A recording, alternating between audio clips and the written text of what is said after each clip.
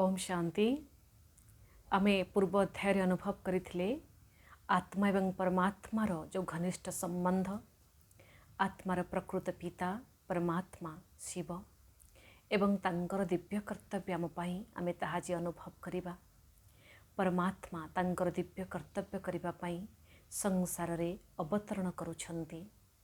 से केबे करिथिले आगकू करिवे से कथा नहे, वर्तमान करिबार समय। वर्तमान काहेकि वर्तमान करिबार समय एथिपाई रहुछि, संसार रे आमे समस्ते वर्तमान उपलब्धि करुछंती। वर्तमान आम जीवन पाई, समाज पाई, संसार पाई भगवानंकर आवश्यकता रहिछि। जेते बेले संसार रे मनुष्यर शक्ति, मानवीय शक्ति बहुत प्रयोग करे संसार रे सुख आनिबा पाई, सुरक्षा दवा पाई, संसार को भल रास्ता रे आगको नवा पाई, किंतु तापरे भी से हार माने। केते बड़ बड़ मिनिस्टर आसी गले मध्य, केते बड़ बड़ नियम कानून संसार पाई तैयारी हेतले मध्य ए सब को पालन करी तापरे भी संसार रे बालांस करी हुए नहीं। संसार सत्य मार्ग रे संसार को नहीं हुए नहीं। जीवन विपदगामी जहाँ हेले भी हेई थाए, असुरक्षित हेई थाए, दुख आड़ को आहुरी गति करे, रोग आड़ को आहुरी गति करे। सेते बेले संसार रे आमे अनुभव करंती मनुष्यर शक्ति निश्चित भावरे केउटा कोटी फेल्युअर होछि। तापरे वैज्ञानिक शक्ति, वैज्ञानिक माने मध्य जो तांकर कौशल, तांकर विद्या को प्रयोग करंती संसार रे मानव को सुख दवा पाई, प्रकृति रे एवं प्रकृति एवं व्यक्ति सहित गोटे सामंजस्य जोड़ी संसार रे व्यक्ति को सबु प्रकारर साधन जोगाइबा पाई। तापरे मध्य से फेल्युअर होंती। बहुत बड़ बड़ प्रकृतिर रूप रे तांडव खेल रे से मध्य हार माने। आमे समस्ते प्रत्येक वर्ष देखुछंती, चाहे से सुनामी हो, भूकंप हो, बा आमर जेकोसी आमर ब्लास्ट हो, जहाँ को भी आमे अनुभव प्रदान करुछे। तो ये मध्य साइंस रो हाथ रे नाही कि ए सबरु मुक्त करी से प्रकृति को बा व्यक्ति को सुरक्षा दे पारिबो। बहुत बड़ बड़ धर्मगुरु माने मध्य संसार रे आसंती। जणे नुहे, दुजण नुहे, हजार हजार धर्मगुरु ए संसार को धर्म मार्ग रे चलेबा पाई, अधर्म रे थे व्यक्ति मानंको सत्मार्ग देखिया पाई, किंतु तापरे भी अधर्म बढ़ी बढ़ी चले। अधर्मर आउरी कम हवा परिवर्ते तार केते गुणा बढ़ी जाए आमे ता अनुभव करुछे। बर्तमान जे प्रत्येक व्यक्ति गोटे धर्म रे जेते प्रकारर संसार रे व्यक्ति धर्म रे सेते प्रकारर से धर्म को धारण करि चलिछि। किंतु ए सबुर ऊर्ध्वरे जेते बेले संसारर सबु शक्ति फेल्युअर होछि, सेते बेले परम शक्ति परमात्मांकर आविर्भाव ही थाए। से कहंती जेते बेले ज्ञान ज्ञानर उद्रेक संसार रे सेते बेले हबो जेते बेले धर्म सता, जेते बेले आमर विज्ञान सता एवं ताहा सहित लोकमानंकर बुद्धि कौशलर समस्त प्रकार शक्ति, मानवीय सत्ता, राजनैतिक सत्ता सबुर फेल्युअर हब, सेते बेले परम सत्ता परमात्मांकर दिव्य अवतरण हेब। आ वर्तमान आमे समस्ते अनुभव करुछे से समय चलिछि। परमात्मा संसार रे आविर्भाव होइछंती। आमे जानिछे से जन्म नियंती नाही, से अजन्मा, तांकर देह नाही से विदेही, से तांकर साकार रूप नाही से निराकार। सेही निराकार अजन्मा परमात्मा गोटे साधारण गोटे मानव शरीर रे से अवतरण करंती, जहाँको नाम पिताश्री ब्रह्मा रखा जाए। कारण आमे जानिछे ब्रह्मा द्वारा सृष्टि रे स्थापना हे थाए। स्थापना कौन? सत्यतार स्थापना, धर्मर स्थापना, ज्ञानर स्थापना।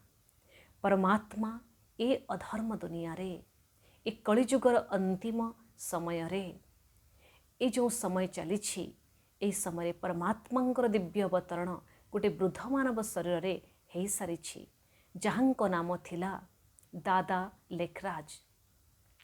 जड़े साधारण से हीरा व्यवसायी थिले।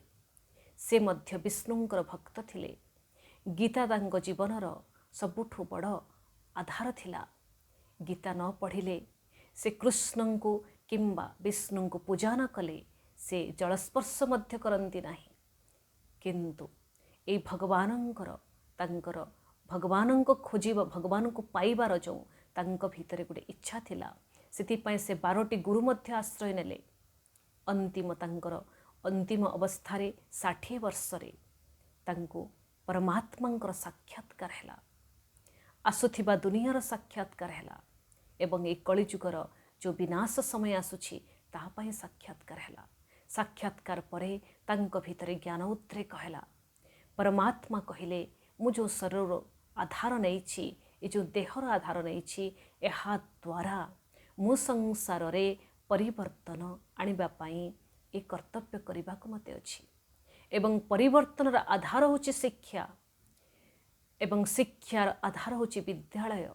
ସେଥିପାଇଁ ସେ ଈଶ୍ୱରୀୟ ବିଶ୍ୱବିଦ୍ୟାଳୟର ସ୍ଥାପନା କଲେ, ଯାହାର ସମ୍ପୂର୍ଣ୍ଣ ନାମ ରଖିଲେ ପ୍ରଜାପିତା ବ୍ରହ୍ମାକୁମାରୀ ଈଶ୍ୱରୀୟ ବିଶ୍ୱବିଦ୍ୟାଳୟ। ଆପଣ କହିବେ ପ୍ରଜାପିତା ତ ଠିକ୍ ଅଛି, କାହିଁକି ତାଙ୍କ ସ୍ୱରରେ ସେ ଅବତରଣ କରିଛନ୍ତି, ସେ ନିମିତ୍ତ ହୋଇଛନ୍ତି ପରମାତ୍ମାଙ୍କୁ ସଂସାରରେ ଆଣିବା ପାଇଁ। କିନ୍ତୁ ବ୍ରହ୍ମାକୁମାରୀ କାହିଁକି? ଯେପରି ଆମେ ରାଜାଙ୍କର ପୁତ୍ର ଏବଂ ପୁତ୍ରୀକୁ ରାଜକୁମାର ରାଜକୁମାରୀ କହିଥାନ୍ତି, ଠିକ୍ ସେହିପରି ବ୍ରହ୍ମାଙ୍କର ପୁତ୍ର ଏବଂ ପୁତ୍ରୀକୁ ବ୍ରହ୍ମାକୁମାର ବା ବ୍ରହ୍ମାକୁମାରୀ କହିଥାନ୍ତି। ଏପରି କହିବାକୁ ଗଲେ ସଂସାରରେ ସମସ୍ତେ ବ୍ରହ୍ମାକୁମାର ଏବଂ ବ୍ରହ୍ମାକୁମାରୀ। ଯେଉଁମାନେ ଜାଣିଛନ୍ତି ସେ ଟାଇଟଲକୁ ସେମାନେ ଲେଖୁଛନ୍ତି, ଯେଉଁମାନେ ପରିଚୟ ବିହୀନ ବା ଜାଣିପାରୁନାହାନ୍ତି ସେ ନିଜକୁ ନାମିତ କରୁନାହାନ୍ତି। କାହିଁକି? ସୃଷ୍ଟି ହେଉଛି ବ୍ରହ୍ମାଙ୍କ ଦ୍ୱାରା ସ୍ଥାପନା। ଏ ସୃଷ୍ଟିରେ ପ୍ରତ୍ୟେକ ବ୍ୟକ୍ତି ରହିଛନ୍ତି, ତେଣୁ ପ୍ରତ୍ୟେକ ବ୍ୟକ୍ତି କାହାର ସନ୍ତାନ? ବ୍ରହ୍ମାଙ୍କର ସନ୍ତାନ। ବ୍ରହ୍ମାଙ୍କର ଶକ୍ତି ନାହିଁ ସେ ନିଜେ ସ୍ଥାପନା କରିପାରିବେ, ପରମାତ୍ମା ବ୍ରହ୍ମାଙ୍କ ଦ୍ୱାରା କରାନ୍ତି, ବ୍ରହ୍ମାଙ୍କ ଦ୍ୱାରା ସ୍ଥାପନା। ସେଥିପାଇଁ ସ୍ୱୟଂ ପରମାତ୍ମା ଆମର ପାରଲୌକିକ ପିତା ହେଲେ, ବ୍ରହ୍ମା ହେଉଛନ୍ତି ଅଲୌକିକ ପିତା। ସେଥିପାଇଁ ବ୍ରହ୍ମାଙ୍କୁ ମଧ୍ୟ ପିତାଶ୍ରୀ ବ୍ରହ୍ମା ବୋଲି କୁହାଯାଏ। ବ୍ରହ୍ମାଙ୍କୁ ଗୋଟିଏ ବୃଦ୍ଧ ମାନବ ଦେଖାଯାଏ। ଏ କଳିଯୁଗର ଅନ୍ତିମ ସମୟରେ ଯେତେବେଳେ ଶରୀର ବୃଦ୍ଧ ହୋଇଯାଇଛି, ଅନୁଭବୀ ହୋଇଯାଇଛି, ଏ ସଂସାରର ସମସ୍ତ ଦୁଃଖକୁ, ସମସ୍ତ କାଳିମାକୁ ସେ ଅନୁଭବ କରିସାରିଛି, ତାହାର ପରିବର୍ତ୍ତନ କରିବା ପାଇଁ, ତାର ଦିବ୍ୟତା ଆଣିବା ପାଇଁ ପରମାତ୍ମା ଗୋଟିଏ ବୃଦ୍ଧ ମାନବ ଶରୀରରେ ପ୍ରବେଶ କଲେ। ସେଥିପାଇଁ ବ୍ରହ୍ମାଙ୍କୁ ଗୋଟେ କଳିଯୁଗୀ ବ୍ୟକ୍ତି ରୂପରେ ପ୍ରଦର୍ଶିତ କରାଯାଏ, ଦାଢ଼ି ରଖା ଦେଖାଯାଏ। କିନ୍ତୁ ଗୋଟେ କୌଣସି ଦେବୀ ଦେବତାଙ୍କର ଦାଢ଼ି ଏସବୁ ଦେଖାଯାଇନଥାଏ, କେବଳ ବ୍ରହ୍ମାଙ୍କର ନିଶ ଦାଢ଼ି ରହିଛି। ତାର କାରଣ ହେଉଛି ବ୍ରହ୍ମା ହେଉଛନ୍ତି କଳିଯୁଗୀ ଅନ୍ତିମ ବ୍ୟକ୍ତି, ଯାହାଙ୍କ ଦ୍ୱାରା ସୃଷ୍ଟିର ପରିବର୍ତ୍ତନ ହେଇଛି, କଳିରୁ ସତ୍ୟ ଯୁଗକୁ, ଅଜ୍ଞାନତାରୁ ଜ୍ଞାନ ଆଡ଼କୁ ଯାଇଛି ଏବଂ ଏହି ପତିତ ଦୁନିଆରୁ ପାବନ ଆଡ଼କୁ ଯାଇଛି। ପରମାତ୍ମା ତାଙ୍କୁ ନିମିତ୍ତ କରି ତାଙ୍କ ଦ୍ୱାରା ପରିବର୍ତ୍ତନ କରାଇଛନ୍ତି। ବ୍ରହ୍ମା କହୁଛି ବ୍ରହ୍ମା ସୁବିଷ୍ଣୁ। ପରିବର୍ତ୍ତନ ହେବ ଯେତେବେଳେ ସଂସ୍କାରର ପରିବର୍ତ୍ତନ, ଜୀବନର ପରିବର୍ତ୍ତନ ହେବ, ସେତେବେଳେ ନିଶ୍ଚିତ ଭାବରେ କର୍ତ୍ତବ୍ୟର ମଧ୍ୟ ପରିବର୍ତ୍ତନ, ନାମର ମଧ୍ୟ ପରିବର୍ତ୍ତନ। ବ୍ରହ୍ମାଙ୍କର ସଂସାରରେ କେହି ପୂଜା କରନ୍ତି ନାହିଁ, କାହିଁକି? ବ୍ରହ୍ମା ହେଉଛନ୍ତି ଜଣେ ପତିତ ବ୍ୟକ୍ତି। ଗୋଟେ ପତିତ ବ୍ୟକ୍ତିକୁ ପରମାତ୍ମା ପାବନ କରୁଛନ୍ତି, ଅର୍ଥାତ୍ ବିଷ୍ଣୁ ସମାନ କରୁଛନ୍ତି। ସେଥିପାଇଁ କୁହାଯାଏ ବ୍ରହ୍ମା ସୁବିଷ୍ଣୁ। ହେଲେ ବ୍ରହ୍ମାଙ୍କ ଭିତରେ ଦେବତ୍ୱ ଆସୁଛି, ତାଙ୍କର ଗୁଣର ପରିବର୍ତ୍ତନ ହେଉଛି, ତାଙ୍କର ସଂସ୍କାରର ପରିବର୍ତ୍ତନ ହେଉଛି, ତାଙ୍କର ବିଚାରଶୈଳୀର ପରିବର୍ତ୍ତନ ହେଉଛି, ତାହେଲେ ସେ ପରିବର୍ତ୍ତନ ଜୀବନ ବିଷ୍ଣୁ ସମାନ ହେଉଛି ଏବଂ ତାହା ଦ୍ୱାରା ସଂସାରର ମଧ୍ୟ ପରିବର୍ତ୍ତନ ହେଉଛି। କାରଣ ସଂସ୍କାରର ପରିବର୍ତ୍ତନରେ ସଂସାରର ପରିବର୍ତ୍ତନ। କେତେ ସୁନ୍ଦର ଏ କଥା କି ଭଗବାନ ସଂସାରକୁ ଆସିଯାଇଛନ୍ତି ଏବଂ ଏ ଦିବ୍ୟ ଜ୍ଞାନ ଦେଉଛନ୍ତି।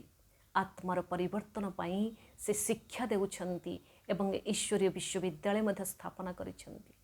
ବ୍ରହ୍ମା କୁମାରୀ କାହିଁକି ବ୍ରହ୍ମା କୁମାର ନାମ ରଖାଯାଇ ନାହିଁ? ସଂସାରରେ ଦେଖନ୍ତୁ, ନାରୀ ଶକ୍ତି ସର୍ବଶ୍ରେଷ୍ଠ ଶକ୍ତି। ଭଗବାନଙ୍କ ସୃଷ୍ଟିରେ ଯଦି ସମ୍ପୂର୍ଣ୍ଣ ରଚନା ଆମେ କହିବା, ତାହେଲେ ନାରୀ ହେଉଛି ଈଶ୍ୱରଙ୍କର ଗୋଟେ ସମ୍ପୂର୍ଣ୍ଣ କ୍ରିଏସନ୍ କୁହାଯାଏ। ହେଲେ ଭଗବାନ ପ୍ରଥମେ ସ୍ଥାପନା କଲେ, ବ୍ରହ୍ମାଙ୍କୁ କ୍ରିଏଟ୍ କଲେ, ତାପରେ ବି ପ୍ରକୃତି ତିଆରି କଲେ, ବ୍ରହ୍ମାଙ୍କୁ ତିଆରି କଲେ, तापरे भी अधूरा लगिला, तापरे भी कंप्लीट लगिला नहीं। तापरे से तांकर संपूर्ण शक्ति, संपूर्ण गुण, तांकर संपूर्ण दिव्यता दे से गोटे शक्ति तैयारी कले। तांको शिवशक्ति कहगला, तांको नारी कहगला।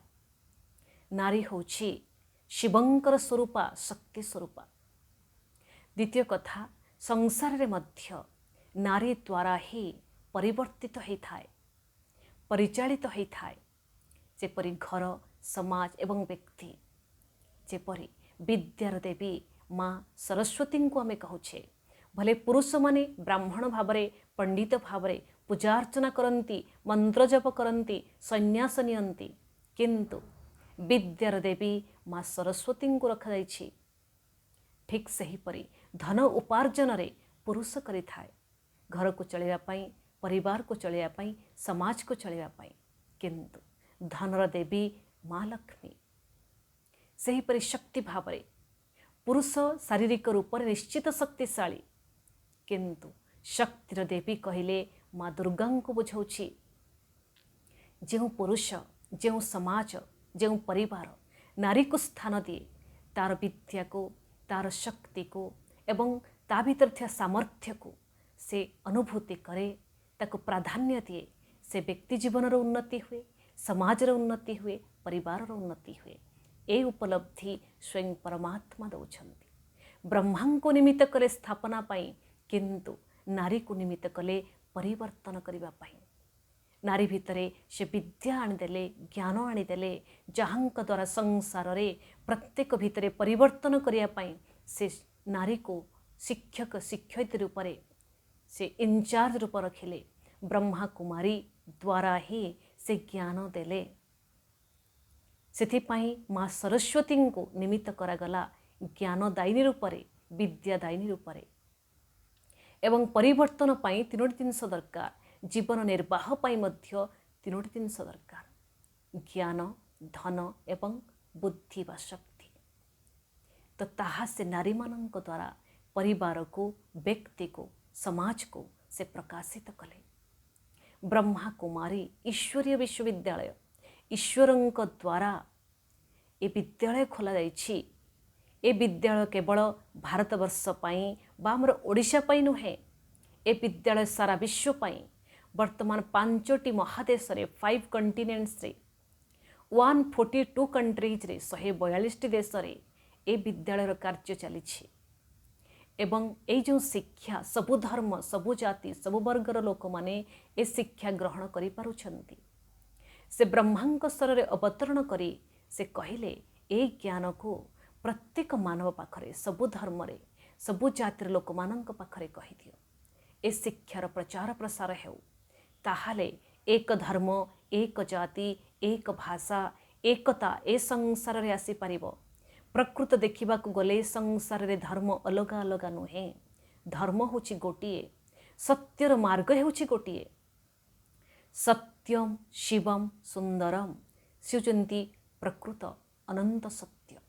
एवं तांक पाखर जो सत्य ज्ञान प्राप्त होछि, सेही मार्ग ही, सेही सत्य मार्ग ही समस्तंकु एकतार सूत्र रे बांधि दउछि। तो से जो सत्य मार्ग बा सत्य ज्ञान परमात्मा हमको दौछन्ति, जहा द्वारा डिविजन बा अनेकता नष्ट होछि। सेही सत्य धर्म कौन प्रकृत रे? आत्मार धर्म रे रहिबा, निजर पिता परमात्मांकर मु संतान, मोर जो धर्म बा संस्कार बा कर्म, सेही स्वधर्म रे रहिबा, सेही कर्तव्य रे रहिबा, प्रकृत मानवीयता बा प्रकृत धर्म बा सत्य मार्ग। संसार रे अलगा अलगा धर्म रे जन्म नहीं, विभिन्न प्रकार पूजा अर्चना, विभिन्न प्रकार बार नीति जो तैयारी करिछे ए मनुष्य द्वारा कृत, भगवान द्वारा नुहे। भगवान जो दियंती सत्य ज्ञान, जहा द्वारा जीवनर परिवर्तन, संसारर परिवर्तन, समाजर परिवर्तन हुए। चंदन घसी खाली मथारे लगेकी शीतल अनुभव करिबा प्रकृत धर्म नुहे। धर्म होछि मु आत्मा शांत एवं शीतल, शांतिर सागरर संतान, एहर अनुभव करिबा होछि धर्म। प्रत्येक बार पछरे सबुर आमे जहा रीति नीति करुछे आमे स्थूल भाव सब करुछे किंतु सबु पछरे मार्मिक अर्थ रही आध्यात्मिक अर्थ रही सही अर्थ को बुझिबा सही नीति को बुझिबा सही दिव्यता को बुझिबा सही ज्ञान को बुझिबा प्रकृत ज्ञान।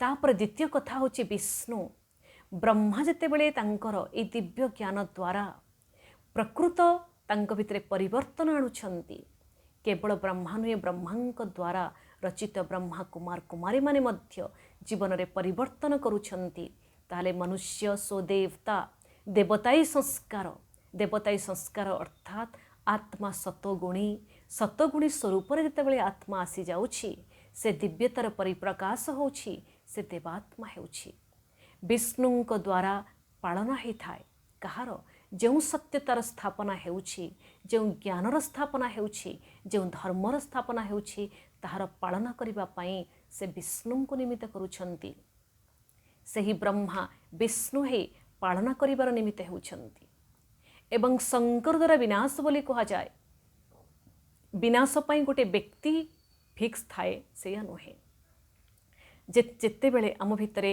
सत्यता प्रवेश करे असत्यतार विनाश स्वतः होता है ज्ञान प्रवेश कले अंधकार विनाश होता है तेणु जेते बेले आम स्थापना कर चलती विनाशर शक्ति मध्य आम भितरे उद्रेक हुए जागृति हुए विनाशर शक्ति जागृत हवा अर्थात शंकर रूप धारण करिबा शंकर किए प्रकृत रे आमे संसार देखंतु केते अर्थ को अनर्थ करिछे आमे प्रत्येक भाव को केमिति भावरे परिवर्तित करी ताको अलगा रूप रे नैछे जेपरि आमे कहितांती शिव शंकर एक प्रकृत रे से अनुहे शिव अलगा शंकर अलगा शिव परमात्मा शंकर देवात्मा शिव निराकार शंकर देहधारी मनुष्य शिव कल्याणकारी शंकर विनाशकारी शिव हेउचंती पिता शंकर हेउचंती पुत्र प्रकृत रे शंकर कौन शंकर होची तपस्यार गोटे व्यक्ति देखैचंती